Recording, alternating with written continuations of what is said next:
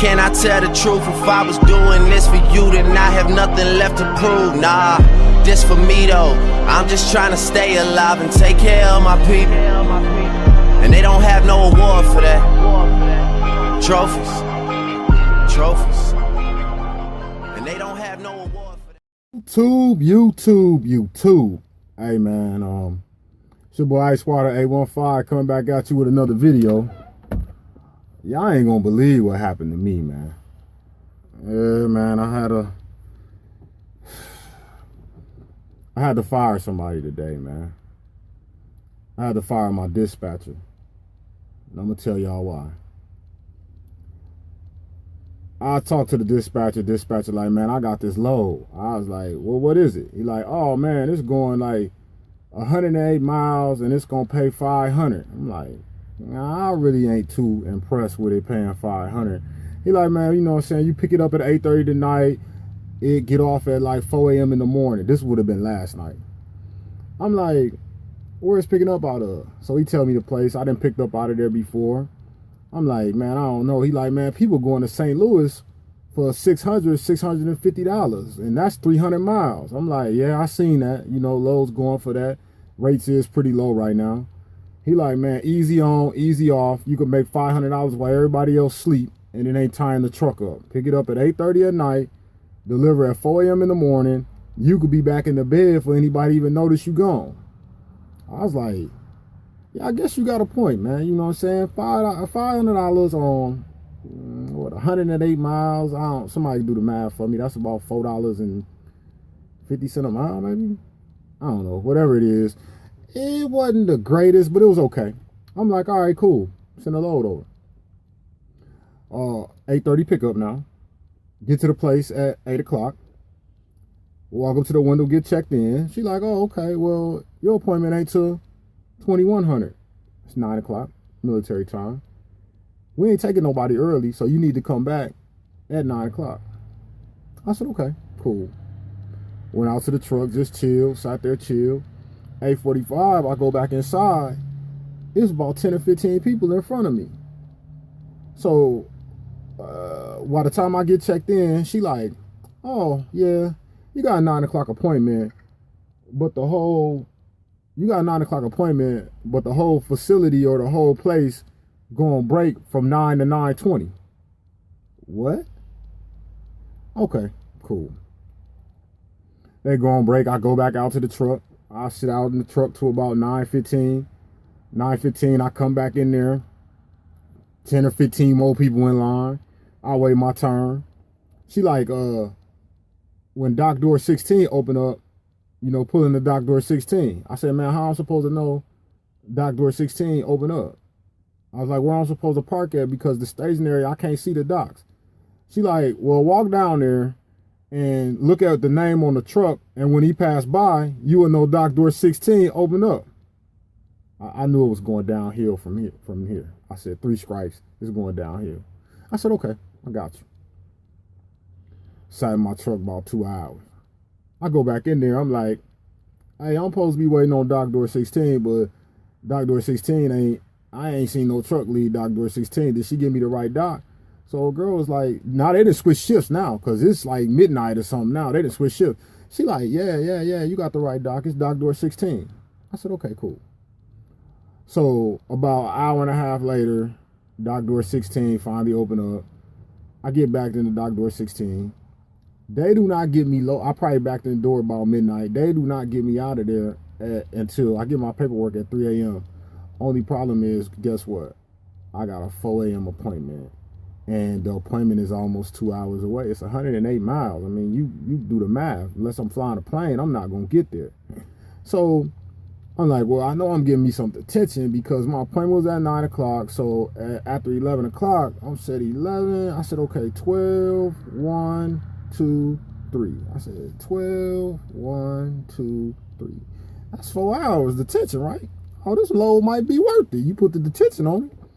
So I go to get my paperwork. And she knows, she had me sign the paperwork and stuff. I said, hey, can you write down my in and out times on here? Oh, we can't do that. Can you? She's like, no, it's against our policy to write the in and out times down. I said, okay. well, it's against my policy to take this load unless you write the in and out times on the bill of lading. So what you could do is call the people back on the dock, how you called them at 9:30 and asked them what dock door I had. They told you 16 to have me wait. Tell them that I will patiently wait for another dock door so they can get this stuff up off my trailer because I'm not taking the load. She's like, oh, wait a minute. Let me give you my supervisor name. And when she come in the morning, she can look into the computer and she can fax you your in and out times. We just can't do it. I was like, that sounds a little sketchy, but you know what? I'm going to go for that. Go out to the truck, call the consignee. I'm like, look, man, I just got my paperwork. You know what I'm saying? I got a 4 o'clock appointment. If I come down there, y'all gonna unload me? She was like, how far is you away? I said 2 hours. She was like, I can't make you no promises. I said, okay, cool. I ain't bringing it. You know what I'm saying? I was like, you know, this the PO number. You could just tell them in the system. When they give me an appointment time, here go my number. Call me back. She's like, wait a minute. She's like, man, come on down. You know, we'll take it off. I said, that doesn't really sound too convincing. So I get down there. Of course, I'm late. So she called on the phone and she like, is it going to be a late fee? You know, he called at 3 o'clock, said he was going to be late. I'm thinking like, man, you could have said all this while we was on the phone. You know what I'm saying? Oh, I forgot to add this to the story. Man. So all the time I'm texting the broker, but guess what the broker doing? The broker sleep. So I'm texting him, he ain't responding. I'm calling him, he ain't picking up. So I was like, okay, I'm just going to go in and take the load. Chances are I could talk them into taking it off. It's just going to take me all day. So I finally get unloaded. Let's just say like 8 o'clock in the morning. I finally talked to the broker. Oh, I had to email the broker. I had to text the broker for a com check. Yeah, no, EFS check. I'm sorry. EFS check because it was $105 to unload. All right, cool. So I finally get in touch with the broker. He like, man, they saying you checked in at 9:01, so they not trying to pay no detention. What? And I'm like, man, I text you when I got on the property. I text you every step of the way. You know I was there. And I'm like, I knew this was going to be a problem. You know what I'm saying? That's why I shouldn't even took the load. So then I was like, this the supervisor number I got. You know what I'm saying? Why don't you call her, see what you can do. I was like, if I got to go back up there, I'm going to go back up there.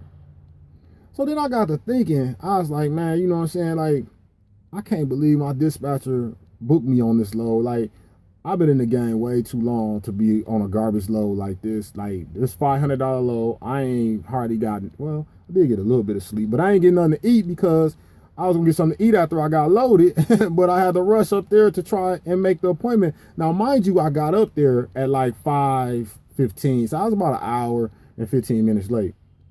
So I was thinking about what the broker was saying about the detention. He was like, man, you know, I don't know how this going to turn out. I'm thinking like, man, that don't sound too good. So then I'm like, let me read this rate confirmation sheet.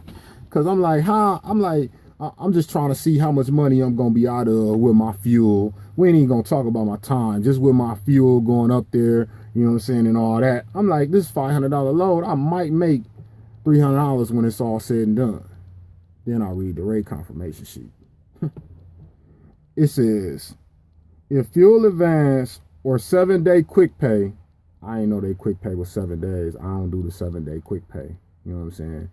I did email my factoring company to see if they'll factor them, but they hadn't responded back to me. So, I mean, I still took the load anyway. 7-day quick pay is approved. It is the greater of $50 or 5%. What? Then it goes on to say that EFS fee is $5 per transaction. I got an EFS check to pay the lumper. So that means that off a $500 load, I done lost $55. As soon as I loaded it, as soon as I accepted it, I lost $55. With the lumper and the quick pay fee, I lost $55. So that $500 load is down to what? $445.